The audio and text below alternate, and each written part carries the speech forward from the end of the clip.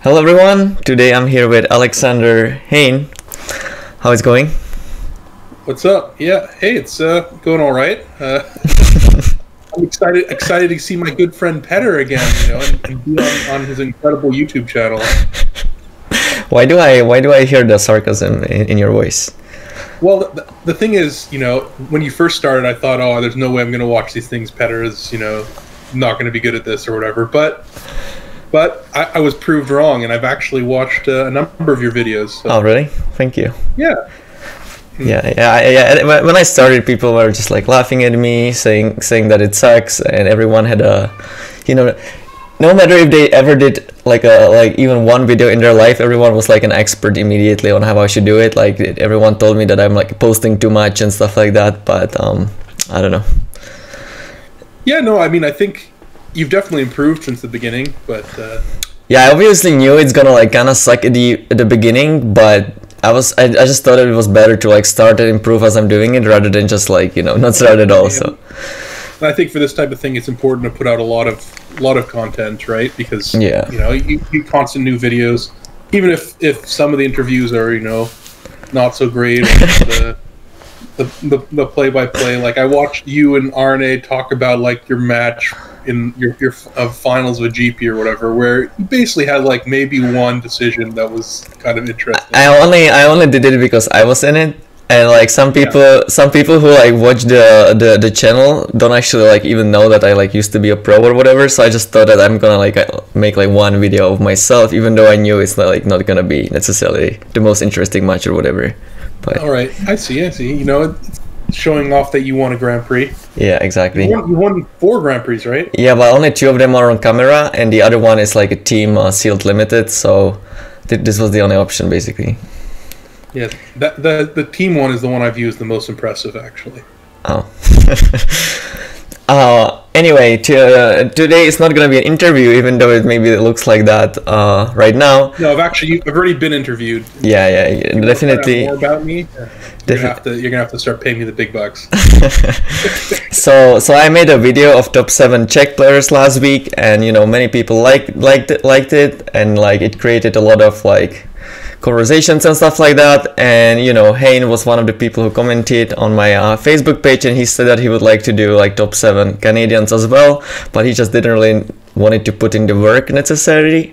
So we decided that we are just like gonna collaborate, and I'm gonna like do the edit part of stuff, but you're gonna do the talking for, because I don't necessarily know all the people on this list even.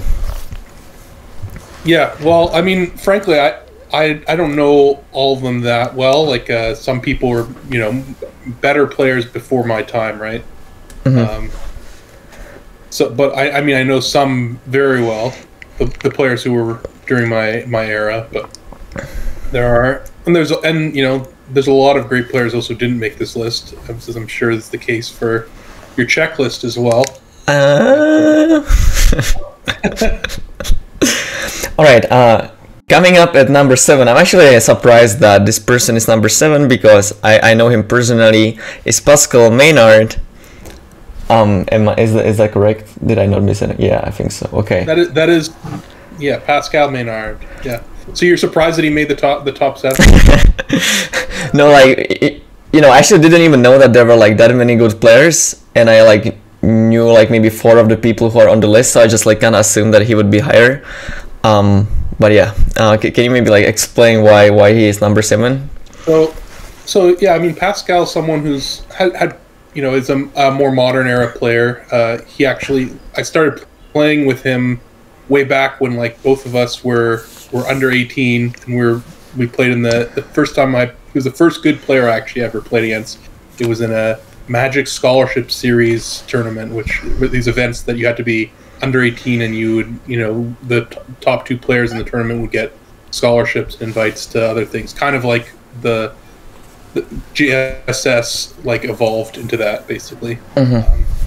And so I played him, and he was like 13 or something, and I was and it was fun, and then after that we kind of recognize each other at local events, because he's from Quebec City, but still Montreal, where I live, is where most of the big events would happen. And he kind of had his big breakout performance in 2010 when he made the Canadian national team and did well enough at Worlds individually to qualify for the following Pro Tour, and kind of he missed like one or two Pro Tours, but was on the train for a little while, and then kind of, but always like silver level until he basically started having a higher level of success and was kind of a gold platinum player.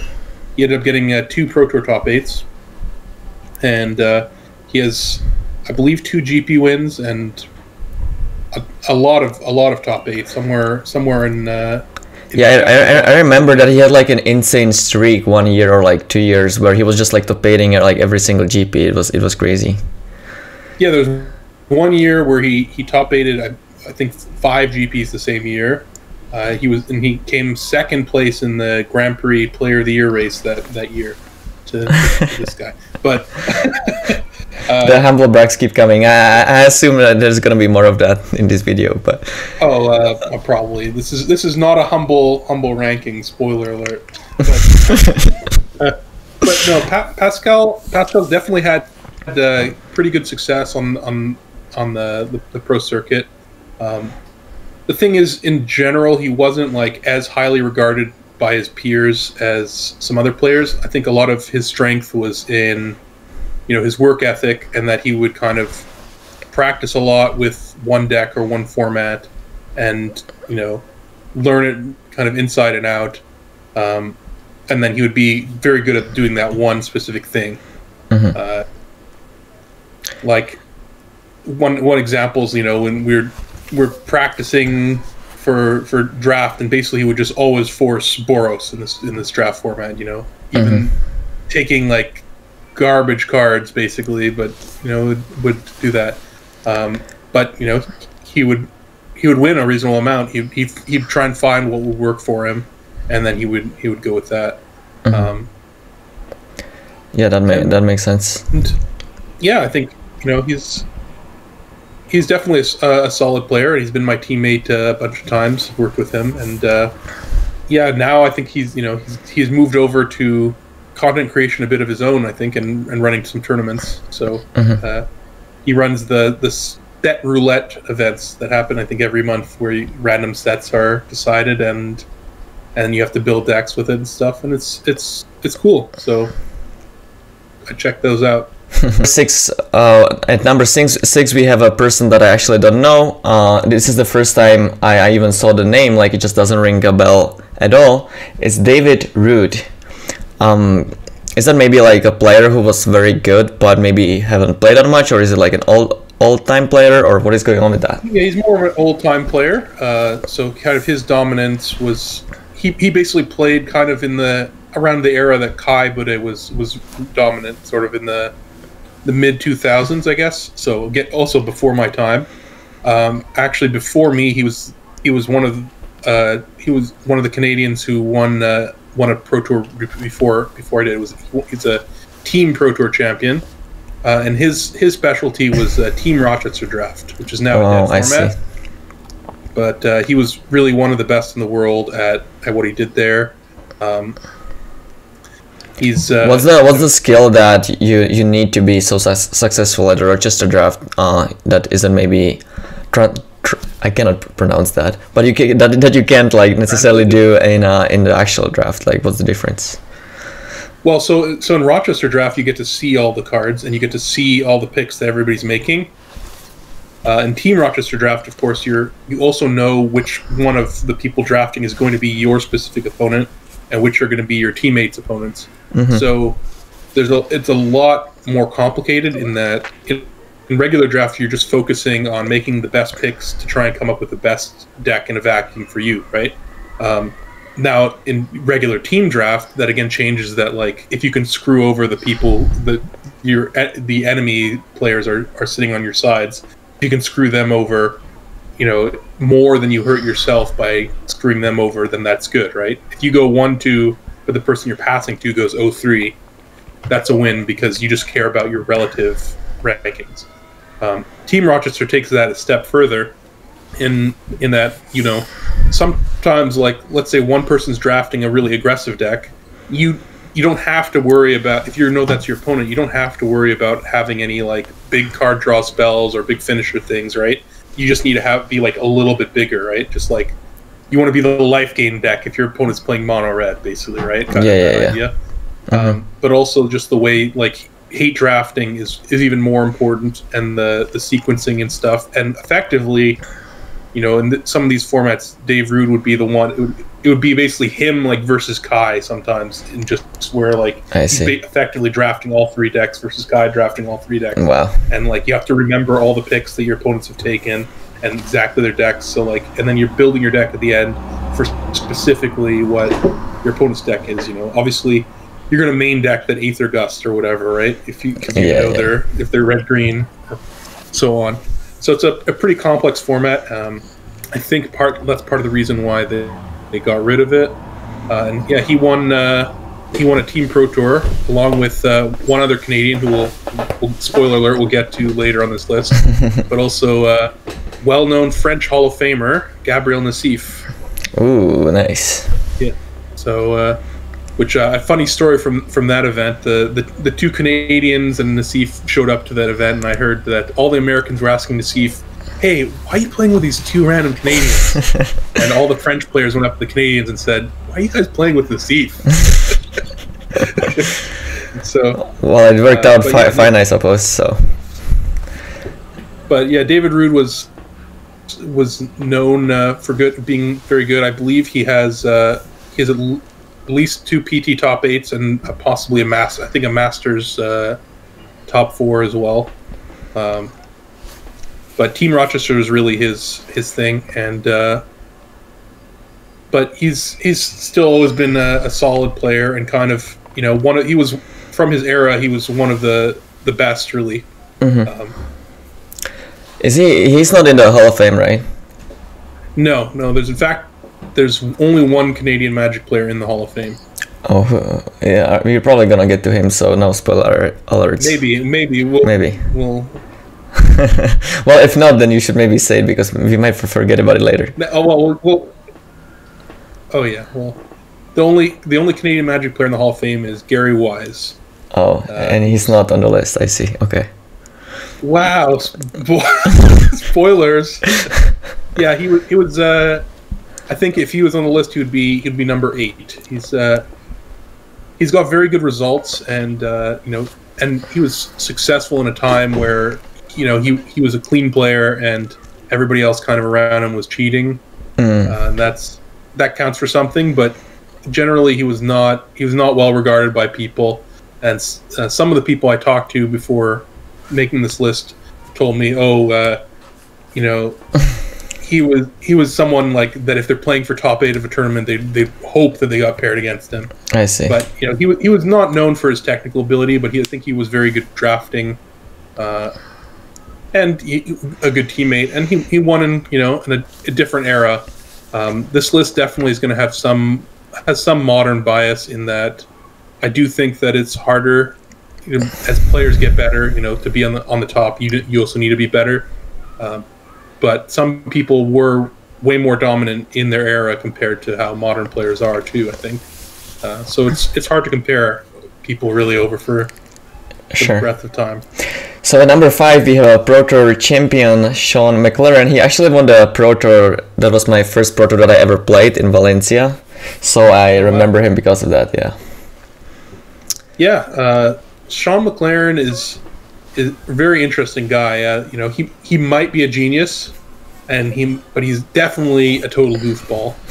And he's someone I've, you know, had the experience of testing with as well. And yeah, besides the Pro Tour win in Valencia, he has a finals where he lost to Ari Lax in Honolulu, and he's also got a number of Grand Prix top 8s, and he's also top 4, I believe, Canadian Nationals, and of course been Canadian National Champion. He's kind of known for testing alone, right? Do you think when someone says that, do you maybe think that he's like even better because, you know, if he has all these results despite testing alone, that might mean that he understands Magic on a very high level? What do you think about that? Yeah, I mean, he definitely prefers testing alone. The first Pro Tour I tested with him, we're a big house with a bunch of people, and there's a famous story of someone coming down the stairs at like 9:30 or something, and Sean was just like had his laptop open with like, you know, a Magic board state on like Magic Workstation or something like that, one of these old school programs, but he was just like sitting there with his laptop open and that, and just staring out the window, and that person came back up later, like at 4 p.m., you know, 7 hours later. And Sean's in the same position. It's the same board state open, still just staring out the window, just like. So he's got his own methods, and you know, sometimes people think it's madness, but I think, you know, often he's really ahead of his time. One thing that, you know, he played off-color temples in control decks, you know, before other people did, and that ended up catching on. But you know, he was very firm on value. You know, obviously he's very well known for playing control. Kind of, he's in some ways he's a Canadian Wafo-Tapa. Yeah, the Pro Tour that he won and the finals of the Pro Tour was both with Jeskai decks, right? Even though the second Jeskai deck might have been like a little bit more aggressive just because of the nature of the format. Yeah, he was with Jeskai decks both times, but you know, he's also done well with things like Esper control, blue white, so on. That's his style. That's his wheelhouse. And yeah, I mean, he's made it to Worlds twice. You know, that counts for something, and didn't do horribly. So he's definitely a solid player. He's, you know, again, not necessarily known for his technical ability as much as he's a very interesting deck builder. And you know, the fact that he works alone is always interesting. And if you've ever caught his stream, he's quite a wild guy. I've teamed up with him for 2 different World Magic Cups, and he's something. He's a delight. All right, coming up at number 4, it's another person that I don't actually know. I don't even know how to say Gabe Sing. Yeah, Gabe Sing. He was a teammate of Davidrood, who won that team. I see. But also, he's kind of much more of an old school player. He was in fact known as the original Juggernaut. Oh, really? Kai Buddha is known as the German Juggernaut, but he was the original Juggernaut. I see. I always thought. I'm sorry to interrupt. I always thought that the German Juggernaut was there just because, you know, Kai is from Germany. I didn't know it was like because you have to like specify which Juggernaut you're talking about. Yeah. So he's really well regarded by all his peers. He came back briefly to Magic, and you know, didn't do particularly well, but he did okay, you know, and kind of abandoned it when organized play took a shift. But he's someone who's kind of really a very important figure to a lot of Canadian Magic players. Kind of, you know, the older generation teaches the next generation, the next generation teaches the younger generation, you know, and they also provide something to emulate. And he had quite a bit of success. I believe he has 3 Pro Tour top 8s. That's a lot. The Team Worlds win. The only year Canada won like the Team World Championship was with him at the helm. And he's also something you might not know. He's the inventor of Cube. Of Cube? Oh. Yeah, the Cube Draft. He invented that, which is probably his greatest contribution to Magic. So. Yeah, I always wondered how did the Cube thing... Like, now it's kind of obvious that it exists, right? You just, like, put all the best cards of Magic and you just draft with them. But, you know, someone had to be the first one, so it's nice to know that it was him. Yeah, so, I met him. He's a very nice guy. Player, basically, he kind of quit Magic and... was off it for a long time. Like, you know, he's one of those guys. He won the Pro Tour and then just didn't play another Pro Tour for like 20 years or something. Wow. So, which is not a common thing, because normally, you know, when you're successful, then you keep kind of riding that thing going to Pro Tours. But for him, it was not his priority. Yeah, I actually talked to Huey, and he said kind of a similar thing, that he was just winning so much that it just like wasn't satisfying for him anymore, so he took a break. And after that, like, I guess Magic became more difficult, as you said. At some point, you know, people became better, so it just became a challenge again, and he like came back. But yeah, that's a good way of putting it.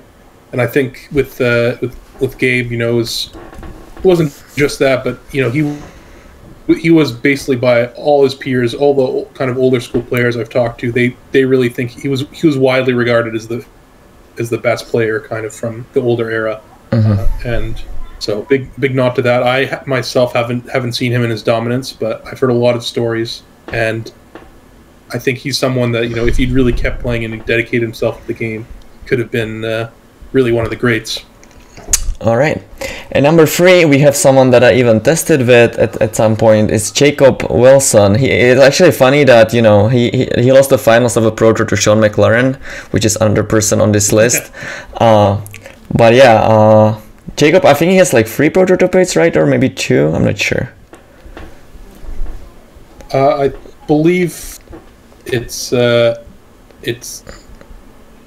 top 8s. He's got yeah, I think so as well. But maybe it might only be 2.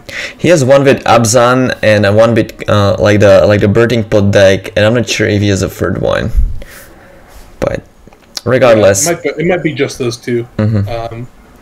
He might have one in the online era or something, but he's currently a member of Rivals, which. Oh yeah, you're right. He has a regional Pro Tour top 8, I think. Yeah, the American one. Yeah. He made the top 4. And yeah, so that's more recent. So yeah, Jacob he's a controversial pick here, not because people don't think he's good. I think he's widely regarded as very good, but I think a lot of Canadians don't view him as Canadian. And when making this list, you know, why is that? Well, because he's not born in Canada, he doesn't currently live in Canada. He'd lived in Canada at one point in his life, and he went as a student here, kind of in Canada when I first met him. He's going to university in Vancouver, and you know, he's basically been listed as Canadian on Wizards stuff for a while.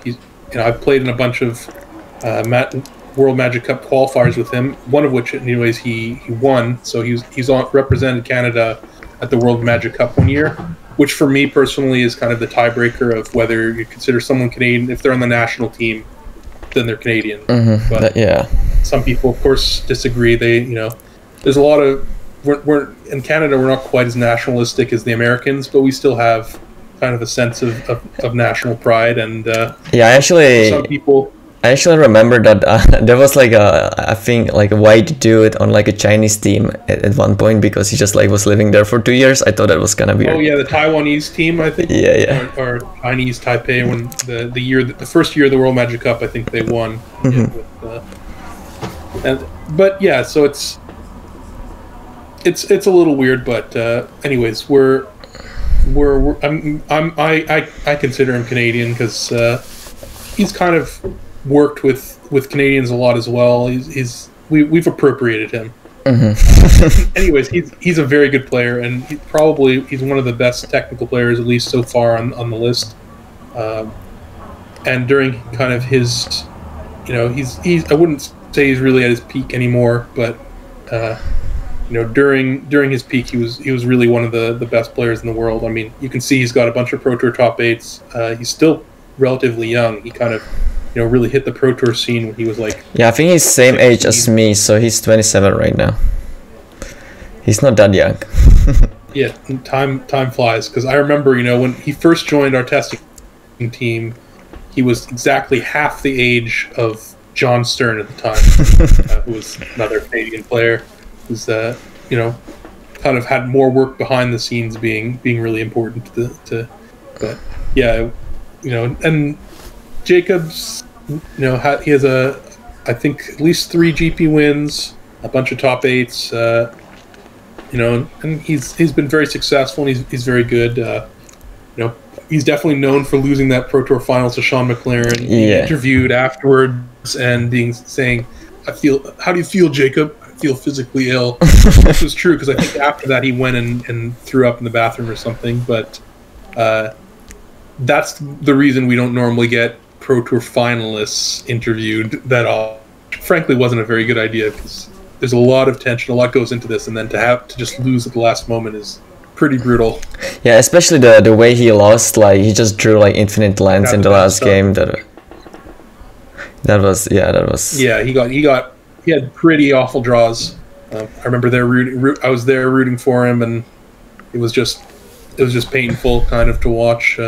Also, because we were going to throw him into the pond if he won, and didn't get to do that. So that was. Yeah, the worst part about that game was that Sean McLaren had kind of a bad draw as well. So like, you know, despite Jacob having like a really bad draw, if he like drew like anything at any point, he would have won. So it was just like so painful to watch that he just like drew another land again. I don't know. You should try and do a video with Jacob and analyzing that. Yeah, maybe I should do. The way Jacob is, I'm sure he's watched it. He's the person who watches like one of the most Magic content that I know. He's hugely gotten better from watching videos of other people's play. Like he would watch every Grand Prix match, every Pro Tour match, and he also would play a lot. You know, he's well known for doing well at Legacy. I think he's won the SCG Invitational and gotten immortalized as a monk token. So. Yeah, he's had a large variety of success, and he's a great player. He typically likes to play more mid-range decks, and he really likes feeling like he's outsmarted his opponents. So yeah, that sounds like Jacob. He loves tricky things, which I can respect. All right, number 2, we're getting to the top. Is Rich Hohen. I never played against him or anything like that, but I know him that you know, he's considered to be like one of the best limited players of all time. Would you say that's accurate? Yeah, I mean, I think he is widely considered one of the best limited players of all time, and I think it's, you know, a fair assessment. You know, during his era, he kind of was groundbreaking in figuring out, like, he was one of the in the beginning of the Magic Online era, where he would grind a ton of Magic Online and figure out, you know, in limited, like, what strategies were optimal, and he would kind of break limited formats. But also, I think he's a really, really smart guy. If you interact with him, he's very quick, and he figures things out quick, fast. Like, he doesn't really seem to put much energy into playing constructed, but he often does fairly well anyways, because he's a quick study. But definitely limited is where he finds the most fun with Magic, and he's won at least, I think, 2 limited Grand Prix individually, and then he has I believe 2 more team wins, one of which he was on my team, but both of them with Mike Atron, the other one with Craig Wesco. Yeah, I think despite him being like known maybe in the history, like even in kind of a modern age, he was doing really well at the limited GPs. Even I remember him, like, you know, doing well. So yeah, and that's, you know, he has a full-time job. He doesn't focus on that, but he has only 1 Pro Tour top 8, but he's got 9th, 10th, 11th, and 12th all in tiebreakers, I believe. Which I think he might be the only player who has that. So, you know, if tiebreakers ran a little bit differently, he'd probably be in the Hall of Fame. And I think, you know, maybe that's helped him out, because maybe if he's in the Hall of Fame, he would have put even more energy into Magic. Who knows? I know my first ever Magic result, I lost to him in the finals of Grand Prix Montreal, which was a limited Grand Prix. Wow. And I credit that as one of the important things to my career, because then Rich liked me instead of hating me for beating him. and then he took me under his wing a bit, and I'm really grateful for everything he's done. Though stories of him teaching me how to draft, that just like stories of him teaching Kenji Tsumura how to draft, are greatly exaggerated, let's say, by the Magic press. So yeah, and his second least all-time pro points. So I wonder who's the number one. I'm really curious to find out. Well, we'll find out. They might be number one on the list, but yeah, kind of in the era where he was the best, there was kind of not really any other Canadian Magic players. He kind of held the torch. You know, like when I was coming up as a Magic player, the pros that I knew, he was one of the like two pros basically whose names I knew. The other being like Kai Bude, basically, because everybody talked about how Kai won 7 Pro Tours, but Rich was like, he was the Canadian Magic player on the tour when there was basically no one else. He was always a high level pro. You know, he would top 32 like every limited Pro Tour. I think the shift over hurt him, but he also came 9th place as recently as Pro Tour Origins, I think, and I think he has another top 16 relatively recently too. He's kind of never really lost it, and even though it's not his focus, and I think he was really an important figure kind of in Magic, and so that's why I think he earned his number 2 spot. All right, number 1. Surprise, surprise. Drum roll. It's Alexander Hayne. I'm very surprised that you put yourself first. Yeah, I was not too humble to put myself first. I mean, I think, there's a Hall of Famer, but there's, I think I have the most pro points, the most money, more longevity. I have, 3 Pro Tour top 8s. I've got 4 GP wins. Yep. I remember that. I've 5. Oh no! I thought that we were. Second to remember that, but I thought we had the same. I've won 2 standard GPs. I've won, 3 standard GPs. One with Blue White Control, one with Esper Dragons, one with Jeskai. I've won a team limited GP with Rich Owen, and I won an individual GP back in 2019. Actually, the last GP I played, I won. Yeah, I remember that you posted on Twitter, and I think I messaged you something like easy or whatever, and then I won a GP like the week after that, and I messaged you again, so that felt nice. Yeah, that was nice. I remember that. That was fun. Both of us adding to already pretty nice GP win resumes. So yeah, I mean, I think I've probably the number 1 Canadian Magic player. Someone if people are polled about it. Certainly, again, modern era bias a bit, but I do think I'm on the MPL. I'm a member of Rivals. I 3 Pro Tour top 8s. Does it feel good to talk about yourself in this way? I don't know. It feels weird, actually. I'm more play the cocky guy than really am. But and yeah, I mean, I think I'm also fairly quick study. There was definitely a portion of time, though, like I think in the 2015, 2016 era, where I think there's a good chance I was actually the best player in the world, where I won. There's a period, like for instance, one year I won 3 Grand Prix, and then the following year I was the Grand Prix Player of the Year. Like It wasn't that year because they didn't exist yet. So I and that was when the year Pascal top 85 or whatever. I just would basically top 16 every single one, pretty much. I think my median finish at Grand Prix was like 16.5 for like a whole year, where I played like 25 of them.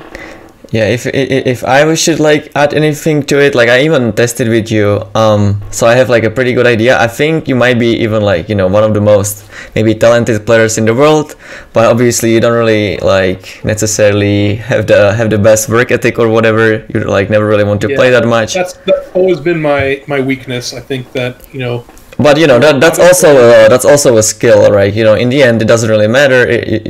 What matters is your EV in the tournament, and it does matter because a lot of other players. I think I excel more in newer formats, generally because I think other people, given enough time, they can practice and practice and practice and get to 99% or whatever. Of course, I understand that. What I was trying to say is that your potential doesn't really matter if you're never gonna reach it, so you should just judge the player based on how good he is when the actual tournament comes, right? Yeah, that's true. and I think there's, you know, I generally have succeeded in formats where, you know, my like the most recent Pro Tour where there was in London, where there was like a pre-release, right, for War of the Spark. Like there, you know, the fact that I did well there, I think was not really that surprising to me, because I tend to do better in, you know, in newer formats with, if you know, if a human has to be sent to play an unknown Magic format against the aliens, I think I'm a reasonable candidate. I don't know if I would actually pick me, but that's yeah, that's kind of where I excel. I'm pretty good at figuring out like constructed decks and how they work and how to matchups like pretty quickly. I have a good understanding, I think, of the game.